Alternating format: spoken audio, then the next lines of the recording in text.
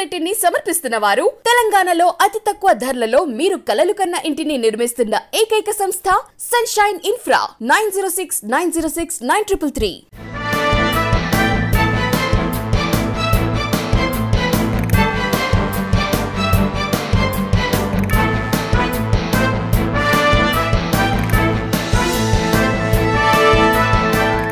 Good morning, welcome to V3 news. లక్ష్యం సమాజ హితం. నేను ఎమ్మెల్యే. బులెటిన్ ముందుగా హెడ్లైన్స్ చూద్దాం. అంబర్పేట్ పర్యటనలో కేంద్ర మంత్రి కిషన్ రెడ్డి భావోద్వేగం. చివరి వరకు అంబర్పేట ప్రజలను మర్చిపోనన్న మంత్రి. శంషాబాద్ లో యువజన కాంగ్రెస్ విస్తరణ కార్యవర్గ సమావేశం. యువ నేతలకు దిశానిర్దేశం చేసిన రేవంత్ రెడ్డి.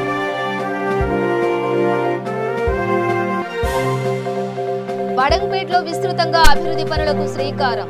అభివృద్ధికి ప్రభుత్వం కట్టుబడి ఉంటుందన్న మంత్రి సబిత.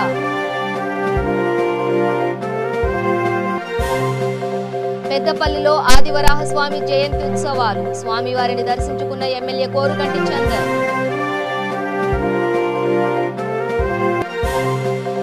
ప్రొద్దుటూరులో మరోసారి విగ్రహాల ఏర్పాటు వివాదం. టిప్పు సుల్తాన్ విగ్రహం ఏర్పాటు చేసే స్థానంలో రాత్రికి రాత్రి అన్నమయ్య విగ్రహం ఏర్పాటు. డీటెయిల్స్ చూస్తే తల్లి వద్దకు చాలా రోజుల తర్వాత బిడ్డ వస్తే ఎంత సంతోషపడతారో నేను అంబర్పేటకు వచ్చినప్పుడు కూడా అంతే సంతోషంగా అనిపిస్తుంది అని కేంద్ర మంత్రి కిషన్ రెడ్డి అన్నారు. నేను ఈ స్థాయిలో ఉన్నానంటే అంబర్పేట ప్రజలే కారణం. ఒక సాధారణ కార్యకర్తగా ఉన్న నాకు అంబర్పేట ప్రజలు ఇచ్చిన దీవెనలతో ఈ స్థాయికి ఎదిగానని, నాకు శ్వాస ఉన్నంత వరకు అంబర్పేట ప్రజలను మర్చిపోనని కిషన్ రెడ్డి అన్నారు. జన ఆశీర్వాద యాత్రలో భాగంగా కేంద్ర మంత్రి కిషన్ రెడ్డి హైదరాబాద్ అంబర్పేట నియోజకవర్గంలో పర్యటిస్తూ ఉద్వేగానికి లోనయ్యారు. కేంద్ర మంత్రి అయినా సంతోషంగా లేదని, అంబర్పేట ప్రజలకు దూరమైనాననే బాధనే ఎక్కువగా ఉందని కేంద్ర మంత్రి తన మనసులో మాట బయటపెట్టారు. దేశానికి సేవ చేసే అవకాశాన్ని అంబర్పేట, సికింద్రాబాద్ ప్రజలు నరేంద్ర మోడీ ఇచ్చారని, నేను సహాయ మంత్రిగా పనిచేస్తే ప్రధాని మోదీ కేంద్ర కేబినెట్ హోదా మంత్రిగా పదవి ఇచ్చి 5 సహమంత్రులను నాకు ఇచ్చారని కిషన్ రెడ్డి చెప్పుకొచ్చారు. మొట్టమొదటి మంత్రివర్గము నరేంద్ర మోడీ గారి నేతృత్వంలో ఇప్పుడు జరిగింది. ఆ మంత్రివర్గ విస్తరణ తర్వాత ఒక సాంప్రదాయం ఉంది. శాసనసభలో రాష్ట్ర మంత్రులను, లోక్సభలో కేంద్ర మంత్రులను పరిచయం చేయాలి. అయితే నరేంద్ర మోడీ గారు మమ్మల్ని అందరినీ లోక్సభలో పరిచయం చేయడానికి వస్తే కాంగ్రెస్ పార్టీ, మిగతా పార్టీలు లోక్సభ ద్వారా దేశ ప్రజలకు పరిచయం చేయకుండా అడ్డుకోవడం జరిగింది. చట్ట రూపకల్పనలో కానీ, దేశంలో అనేక హోమ్ మినిస్ట్రీ ఆధ్వర్యంలో జరిగేటువంటి కార్యక్రమాల్లో కానీ సముద్రంలో నీటి చుక్కలాగా నేను కూడా ఆ ప్రయత్నంలో భాగస్వాముడయ్యాను. నేను మొదటగా బీజేపీలో చేరినప్పుడు నా మొదటి నినాదం భారత్ మాతాకి జై. నా రెండో నినాదం కాశ్మీర్ హిందుస్థాన్ కా నహీ కిసీకి బాప్ కా. అటువంటి కాశ్మీర్ ను మన ప్రియతమ నాయకులు నరేంద్ర మోడీ గారు ఎంతో ధైర్యంతో, సాహసంతో భారతదేశంలో పూర్తి స్థాయిలో విలీనం చేసి అక్కడ ఉండేటువంటి ప్రజలకు అన్ని రకాల హక్కులు కల్పిస్తూ బాబాసాహెబ్ అంబేద్కర్ రాజ్యాంగం ప్రకారం మనకేదైతే హక్కులు ఉన్నాయో హక్కులన్నిటిని కూడా జమ్మూ కాశ్మీర్ ప్రజలకు కల్పించడం జరిగింది. ఈ కుటుంబ పెత్తనానికి, ఈ నిజాం ప్రభుత్వ పెత్తనానికి చరమగీతం పడాలి. ఈ రాష్ట్రం 2 కుటుంబాల చేతిలో బందీ అయింది. ఒకటి ఓవైసీ కుటుంబము, 2 కల్వకుంట్ల కుటుంబము. కాబట్టి నరేంద్ర మోడీ గారి నేతృత్వంలో దేశంలో ఈరోజు గత 7 సంవత్సరాలుగా మత కళాలు లేవు, బాంబు పేలులు లేవు, ఈరోజు కర్ఫ్యూ లేదు. నేను నార్త్ ఈస్ట్ రాష్ట్రాల ముఖ్యమంత్రిని. నేను అక్కడ ఇక్కడ కూడా రోడ్ల జాము లేదు. రాష్ట్రంలో కాంగ్రెస్ పార్టీ పునఃనిర్మాణంలో క్రియాశీలక పాత్ర పోషించిన యువజన నాయకుల ఇళ్ల వద్దకే పదవులు వస్తాయని టీపీసీసీ అధ్యక్షుడు రేవంత్ రెడ్డి పేర్కొన్నారు. శంషాబాద్లో యువజన కాంగ్రెస్ రాష్ట్ర అధ్యక్షుడు శివసేనారెడ్డి ఆధ్వర్యంలో యువజన కాంగ్రెస్ విస్తరణ కార్యవర్గ సమావేశం నిర్వహించారు.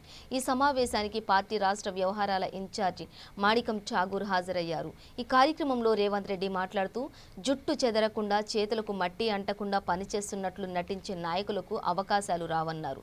రాష్ట్ర ప్రజలు కాంగ్రెస్ వైపు చూస్తున్నారని, నాయకులు కార్యకర్తలు సైనికుల్లా ప్రభుత్వంతో పోరాటం చేస్తేనే సోనియమ్మ రాజ్యం వస్తుందన్నారు. ఇప్పటి నుంచి 20 నెలలు నిస్వార్థంగా కష్టపడి పనిచేసిన వారికే టికెట్ ఇస్తామని చెప్పారు. తన రాజకీయ చరిత్రను యువజన నాయకులు స్ఫూర్తిగా తీసుకోవాలని సూచించారు. పార్టీ మారిన ప్రతిసారి ప్రతిపక్షంలోనే చేరానని, ప్రజల కోసం నిస్వార్థంగా పోరాటం చేస్తూ 15 ఏళ్లలోనే రాష్ట్ర కాంగ్రెస్ అధ్యక్ష స్థాయికి చేరుకున్నట్లు వివరించారు. వైఎస్ కేసీఆర్, చంద్రబాబు, మమతా బెనర్జీ తదితరులు తొలుత యువజన కాంగ్రెస్లోనే పనిచేశారన్నారు. ప్రస్తుత పార్టీ సంక్షోభంలో ఉందని, రాష్ట్ర ప్రజలకు పార్టీపై నమ్మకం కలిగేలా కృషి చేయాలని దిశానిర్దేశం చేశారు.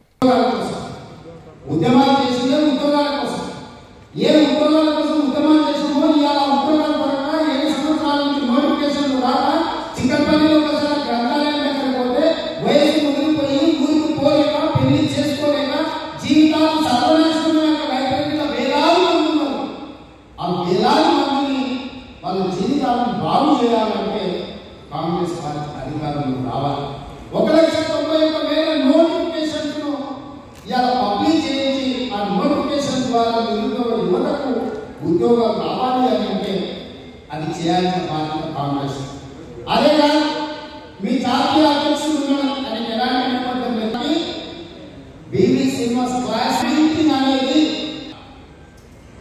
భయానకమైన కథ అయితే బీవీ శ్రీనివాస్ అంటే నేషనల్ ఇంటర్నేషనల్ లెవెల్లో రికగ్నిషన్ రావడానికి ఆ క్రైసిస్ లో యూత్ కాంగ్రెస్ చేసిన సేవలు మొత్తం కోవిడ్లో ఆదుకొని కృష్ణారావు సపోర్ట్ తోటి జాతీయ స్థాయిలో కోవిడ్లో ఇన్నోవేటివ్ ప్రోగ్రామ్ తీసుకొని కనెక్షన్తో కమిట్మెంట్తో ఎంతో సేవలు అందించింది. కాబట్టి జాతీయ స్థాయిలో శ్రీనివాస్ అయినప్పుడు చాలా మంది ఏమవుతారు, ఏం చేస్తారు, అసలు ఎందుకు ఇచ్చిన సోనియా గాంధీ, ప్రియాంక గాంధీ గారు మొట్టమొదటి దేశాన్ని పేరు పెట్టి పిలిచేది ఎవరిని అంటే మీ యూత్ కాంగ్రెస్ నేషనల్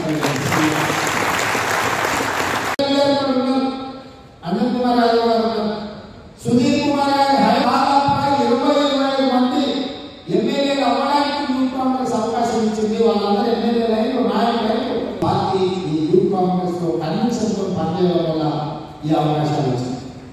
ఇక్కడ యువకులందరికీ నేను చాలా సార్లు శివసేనతో బలవంతో మాట్లాడుతున్నాను. మా అనిల్ అప్పటి వస్తుంటాను మా యూత్ కాంగ్రెస్ తెప్పిస్తున్నాం అన్నాను. నేను టికెట్ అడిగే ముందు మీరు ఏ నియోజకవర్గంలో ఏ ప్రజా సమస్యల మీద మీరు ఎక్కడ కొట్లాడినో, మీరు ఏ ప్రజల కోసం ఈ ప్రభుత్వం మీద పోరాటం చేస్తుందో మొదట నిర్మించండి. 6 నిమిషంలో టికెట్ తీసుకొని వెళ్తే ఏ ఊరు ఎక్కడ తెలుసుకున్నారో ఎన్నికలు అయిపోతారు, ఓడిపోతారు. తర్వాత మీ జీవితం శాశ్వతంగా బాల్య వితంతులాగా మిగిలిపోతారు. అభివృద్ధికి రాష్ట్ర ప్రభుత్వం పెద్దపీట వేస్తుందని విద్యాశాఖ మంత్రి పి. సబితా ఇంద్రారెడ్డి అన్నారు. బడంగుపేట మున్సిపల్ కార్పొరేషన్ పరిధిలోని పలు డివిజన్లలో అనేక అభివృద్ధి కార్యక్రమాలకు మంత్రి శంకుస్థాపన చేశారు. 6 డివిజన్లలో సీసీ రోడ్లు, బీటీ రోడ్లు, వాటర్ పైప్ లైన్ పనులను ప్రారంభించారు. బడంగుపేట నుంచి అల్మాస్గూడ వరకు, అల్మాస్గూడ హైమాతా టెంపుల్ నుంచి స్వేచ్ఛా నివాస్ వరకు రోడ్డు పనులకు శంకుస్థాపన చేశారు. కాలనీల్లో మంత్రి మొక్కలు నాటారు. కాలనీల్లో ఉన్న సమస్యలను కార్పొరేటర్లు మంత్రికి వివరించారు. ప్రజల అవసరాలకు అనుగుణంగా అభివృద్ధి కార్యక్రమాలు చేసి సమస్యలు పరిష్కరించే దిశగా తెలంగాణ ప్రభుత్వం పనిచేస్తోందని మంత్రి తెలిపారు. పార్యాద నరసింహారెడ్డి గారితో పాటు గౌరవ కార్పొరేటర్స్ అందరూ కూడా, డిప్యూటీ మేయర్ గారు ఇబ్రాహిం శేఖర్ గారితో పాటు గౌరవ కార్పొరేటర్స్ అందరూ కూడా అటెండ్ కావడం జరిగింది. వారితో పాటు ఈరోజు ఈ కార్యక్రమంలో పాల్గొన్న దీపికా శేఖర్ రెడ్డి గారు, అదేవిధంగా స్వప్న వెంకటరెడ్డి గారితో పాటు రామరెడ్డి, మిగతా సోదరులందరూ కూడా చాలామంది సోదరులు ఉన్నారు. కృష్ణ కార్పొరేటర్ గారు, ఏనుగు రామరెడ్డి గారు, మిగతా అల్మాస్గూడకు సంబంధించిన కార్పొరేటర్స్, గౌరవ కార్పొరేటర్స్ అందరికీ కూడా వారికి ధన్యవాదాలు చెప్తా ఉన్నాను.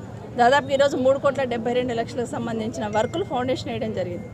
ప్రధానంగా చాలా రోజుల నుండి ఈ ప్రాంతవాసులు కోరుకుంటున్న హైమాతా టెంపుల్ సంబంధించిన రోడ్ ఏదైతే ఉందో దాన్ని కోటి రూపాయలకు సంబంధించిన వర్క్ దాన్ని పెట్టడం జరిగింది. ఈరోజు ఫౌండేషన్ వేసుకున్నాం. తొందరలో దాన్ని కూడా గ్రౌండ్ చేసి తొందరలో పూర్తి చేసి వీళ్ళకి అందించడానికి ప్రయత్నం చేస్తామని కూడా మరొకసారి ఇక్కడ ఉన్న కాలనీ వాసులందరూ కూడా మనవి చేసుకుంటా ఉన్నాను. దీంతోపాటు ఈ మధ్యన మనము మేయర్ గారు, డిప్యూటీ మేయర్ గారు అందరం కలిసి అధికారులు సమన్వయంతో అయితేనే ఈ పని చేయగలుగుతాం. ఎందుకంటే పోల్ షిఫ్టింగ్ ఉంటుంది, వైడనింగ్ చేస్తున్నప్పుడు స్థానికంగా ఉన్న వాళ్ళతో సపోర్ట్ కావాల్సిన అవసరం ఉంటుంది. ఇదంతా కూడా గౌరవ కార్పొరేటర్స్ అందరూ దయచేసి వెనుకుండి వీలైనంత ఫాస్ట్గా కంప్లీట్ అయ్యేటట్టు చేయమని విజ్ఞప్తి చేస్తూ ఉన్నాం.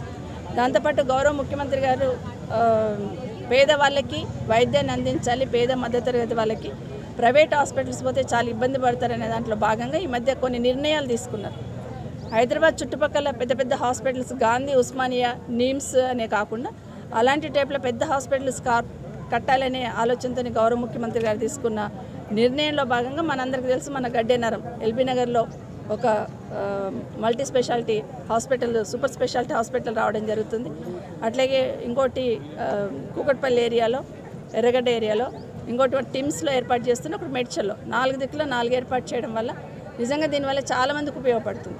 ఆ సందర్భంలో మన నియోజకవర్గంలో కూడా కావాలి అని రిక్వెస్ట్ చేస్తున్నాం. బడంపేటలో కావచ్చు, మీర్పేటలో కావచ్చు, జల్పల్లి, తుక్కు కూడా ఇక్కడంతా కూడా లేదు.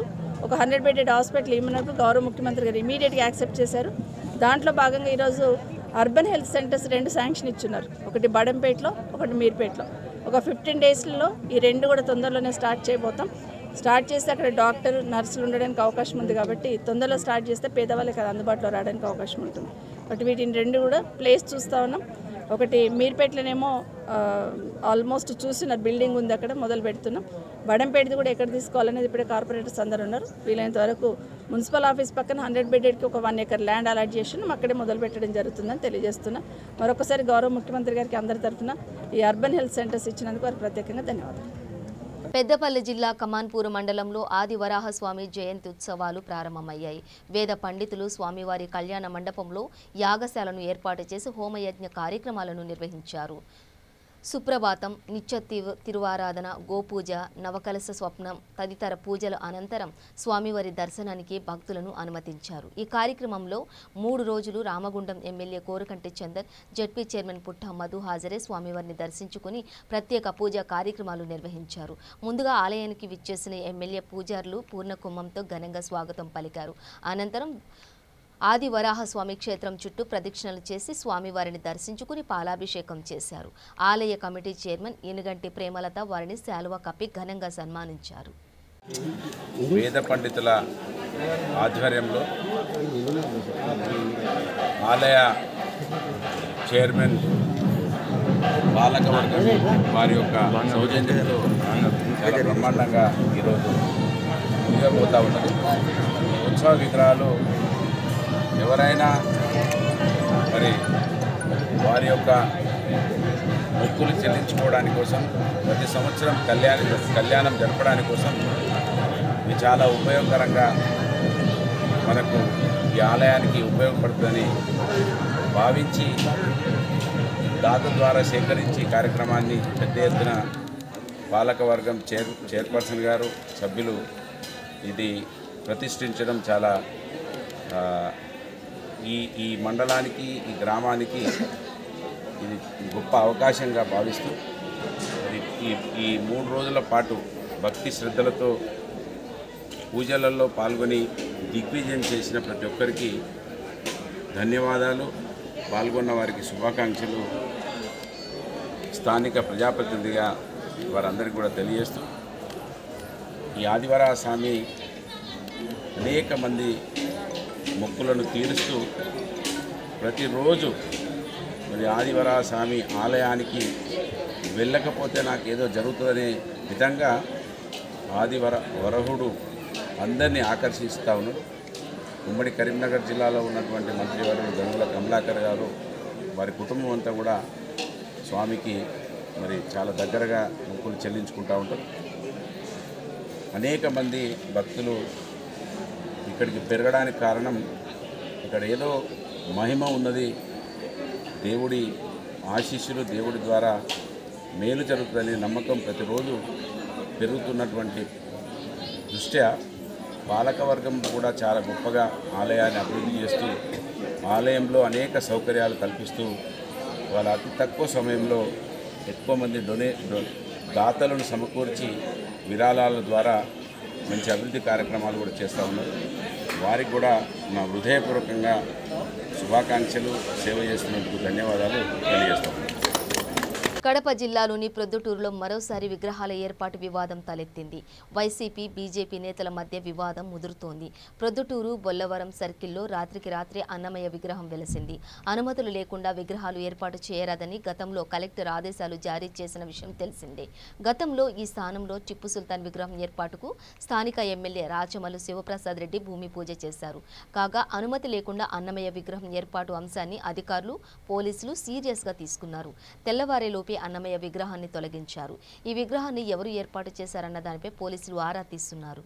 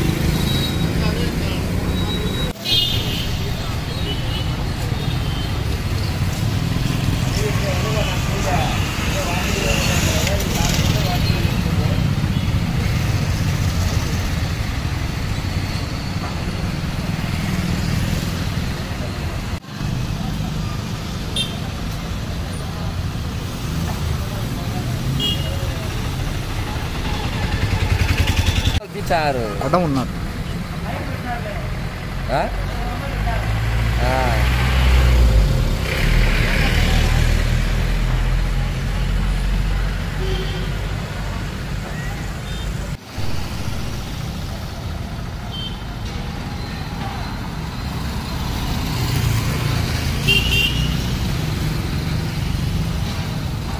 రాజన్న సిరిసిల్ల జిల్లా తంగళ్లపల్లి పీహెచ్లో బుల్లెట్ బండి పాటపై ఆసుపత్రి ప్రాంగణంలో ఓ నర్సు నృత్యం చేసింది. మంచిర్యాలలో నవవధువు చేసినట్లుగానే పాటకు అనుగుణంగా స్టెప్పులు వేసింది. హాస్పిటల్లోని మిగతా సిబ్బంది అంతా కూర్చుని ఉండగా వాళ్ల మధ్యలో నర్సు బుల్లెట్ బండి సాంగుకు స్టెప్పులు వేసింది. ఆ డ్యాన్స్ చేస్తుండగా మిగతా సిబ్బంది అంతా చప్పట్లు కొడుతూ ఎంకరేజ్ చేశారు. నర్సు చేసిన డ్యాన్స్ సోషల్ మీడియాలో వైరల్గా మారింది. అయితే ప్రాథమిక ఆరోగ్య కేంద్రంలో డ్యూటీలోనే నర్సులు నృత్యాలు చేయడం వివాదంగా మారింది. నర్సు డ్యాన్స్కు నెటిజన్లు ప్రశంసలు ఇవ్వగా మరికొందరు ఆసుపత్రిలో ఈ డ్యాన్సులు ఏంటని విమర్శలు చేశారు. దీంతో ఈ ఘటనపై జిల్లా కలెక్టర్ సీరియస్గా స్పందించారు. విచారణకు ఆదేశించారు. కలెక్టర్ ఆదేశాలతో డ్యాన్స్ చేసిన నర్సుకు జిల్లా వైద్యాధికారి సుమన్ రావు మెమో జారీ చేశారు. ఆసుపత్రికి వెళ్లి ఆయన విచారణ జరిపారు. విచారణ తర్వాత చర్యలు ఉంటాయని సుమన్ రావు తెలిపారు.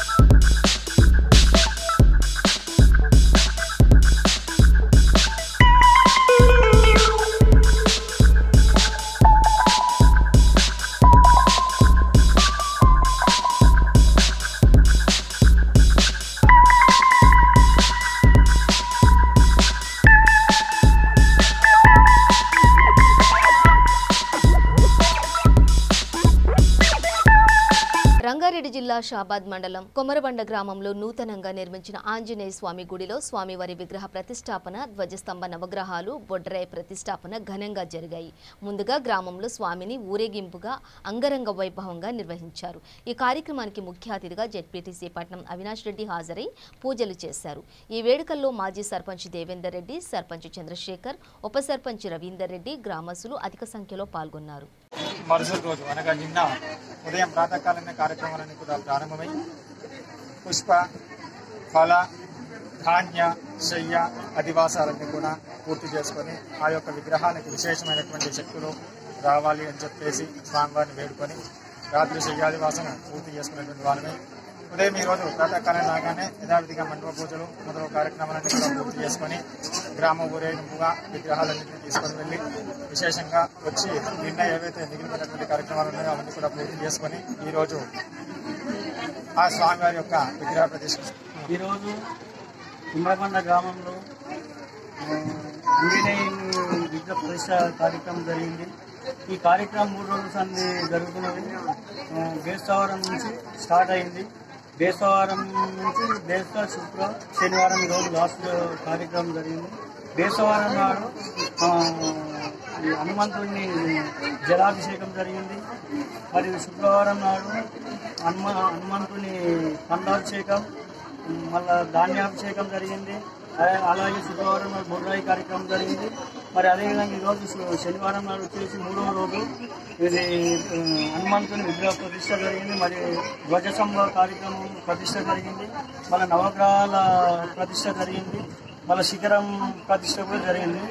ఈ కార్యక్రమాన్ని ఒక 3 రోజుల నుండి భారీ ఎత్తున కూడా ప్రజలందరూ కూడా మంచి సహకరించి భక్తి శ్రద్ధలతో కలిసి ఉదయం నుంచి రాత్రి 9, 10, 11 గంటల వరకు కూడా ఇక్కడనే మందిరం కాడ ఉండి చాలా భక్తి శ్రద్ధలతో భజనలు పాటలతో మంచిగా దేవుణ్ణి స్మరించుకుంటూ ఈ కార్యక్రమానికి భారీ ఎత్తున ప్రజలు, చిన్నలు, పెద్దలు అందరూ కూడా ఐకమత్యంతో కలిసి మా ఈ కుమ్రకొండ గ్రామంలో విజయవాడలో విజయ డైరీ పాలకవర్గం సమావేశం జరిగింది.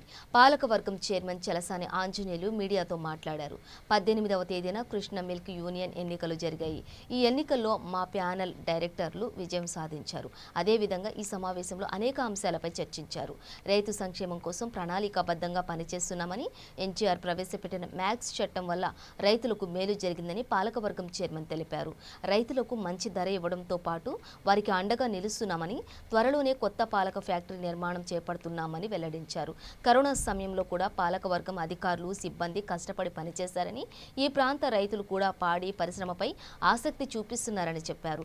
అందరూ సంఘటితంగా పనిచేయడం వల్లే ఈ ఫలితాలు సాధించామని కొనియాడారు. 18వ తారీఖు జరిగిన కృష్ణా మిల్క్ యూనియన్ పాలకవర్గ ఎన్నికల్లో 3 పాలకవర్గ సభ్యులను కూడా అత్యధిక మెజార్టీతో గెలిపించినటువంటి కృష్ణా మిల్క్ యూనియన్ కుటుంబ సభ్యులైనటువంటి పాలసంఘ అధ్యక్షులందరికీ కూడా కృతజ్ఞతలు తెలియజేస్తూ, ఈరోజు అంతకుముందు ఎప్పుడు కూడా గత 50 సంవత్సరాల్లో ఎప్పుడు కూడా రానిటువంటి అత్యధికమైనటువంటి భారీ మెజార్టీతో నన్ను కూడా గెలిపించడం జరిగింది. ఈరోజు జరిగిన మా పాలకవర్గ సమావేశంలో పాలకవర్గ సభ్యులందరూ కూడా ఈరోజు నన్ను చైర్మన్గా 2వసారి ఎన్నుకున్నందుకు కృష్ణా జిల్లా రైతాంగానికి, సంఘ అధ్యక్షుడికి, ఈరోజు మా పాలకవర్గ సభ్యులందరికీ కూడా ధన్యవాదాలు తెలియజేస్తూ, కేవలం ఈ విజయానికి కారణం, ఈ విజయం కూడా పాల రైతుంది. వాళ్ళకి మా పాలకవర్గం అంతా కూడా వాళ్ళ పాలసీలతో, అలాగే ఒక నిబద్ధతతో, జవాబుదారీతనంతో ఈ 2.5 సంవత్సరాల్లో జరిగినటువంటి ప్రయాణాల్లో ఇచ్చినటువంటి తీర్పే ఈ ఎన్నికలని చెప్పడానికి మేము చాలా ఆనందపడతాం, గర్వపడతాం. ఏదైతే 60 సంవత్సరాలు 6 దశాబ్దాల కాలం ఉన్నటువంటి కృష్ణా మిల్క్ యూనియన్ రైతు సంక్షేమం కోసం జరుగుతున్నటువంటి పరిస్థితుల్లో మ్యాక్స్ ద్వారా ఆ రోజు నందమూరి తారక రామారావు గారు ముఖ్యమంత్రిగా ఉన్నప్పుడు మ్యాక్స్ చట్టం ద్వారా రైతులకి వారు తెల్లవారుజామున లెగిసి 4 గంటలకి పేడకళ్ళు తీసి 2 కిలోమీటర్ల దూరంలో ఉన్నటువంటి పాలు తీసుకొచ్చి కేంద్రానికి పోసి తద్వారా వచ్చినటువంటి లాభాలను కూడా ఆ మ్యాక్స్ చట్టం ద్వారా ఆ రైతులు తీసుకున్నటువంటి పరిస్థితుల్లో ఈరోజు రైతాంగానికి ఏది కూడా వాళ్ళకి పండించినటువంటి పంటలకి వాళ్ళు రేటు నిర్ణయించుకోవడంలో కానీ, రేటు తీసుకోవడం కానీ, దాని లాభాలను వీల్చే హక్కు కానీ కేవలం ప్రభుత్వాలు కానీ పరిశ్రమల మీద ఉన్నాయి తప్ప ఇవాళ రైతు చేతిలో ఉన్నటువంటి ఏకైక వ్యవస్థ పాలు మాత్రమే. తద్వారా మాత్రమే ఈ రోజున లాభాలని ఏదైతే స్వర్గీయ కురియన్ గారు ఆలోచనల మేరకు వినియోగదారుడి దగ్గర తీసుకున్నటువంటి దాంట్లో 82% కనుక వినియోగదారుడికి చెందగలిగితే అది చాలా మంచి కోఆపరేటివ్ యూనియన్ అని కురియన్ గారు చెప్పేవారు. కృష్ణా మిల్క్ యూనియన్ 85% వినియోగదారుడి దగ్గర తీసుకున్నటువంటి. బులెటిన్ ముగించే ముందు హెడ్లైన్స్ మరోసారి. అంబర్పేట్ పర్యటనలో కేంద్ర మంత్రి కిషన్ రెడ్డి భావోద్వేగం. చివరి వరకు అంబర్పేట ప్రజలను మర్చిపోనన్న మంత్రి. శంషాబాద్ లో యువజన కాంగ్రెస్ విస్తరణ కార్యవర్గ సమావేశం. యువ నేతలకు దిశానిర్దేశం చేసిన రేవంత్ రెడ్డి.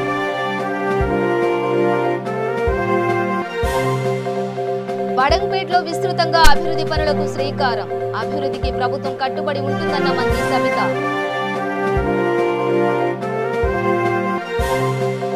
పెద్దపల్లిలో ఆదివరాహస్వామి జయంతి ఉత్సవాలు. స్వామివారిని దర్శించుకున్న ఎమ్మెల్యే కోరుగంటి చందర్.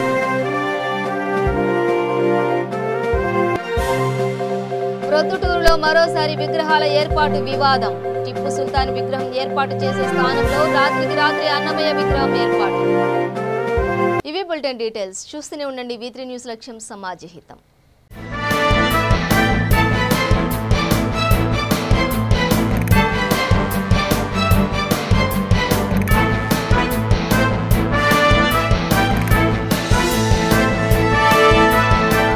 ఈ బులెటిన్ ని సమర్పిస్తున్న వారు తెలంగాణలో అతి తక్కువ ధరలలో మీరు కలలు కన్న ఇంటిని నిర్మిస్తున్న ఏకైక సంస్థ సన్షైన్ ఇన్ఫ్రా 9069069333.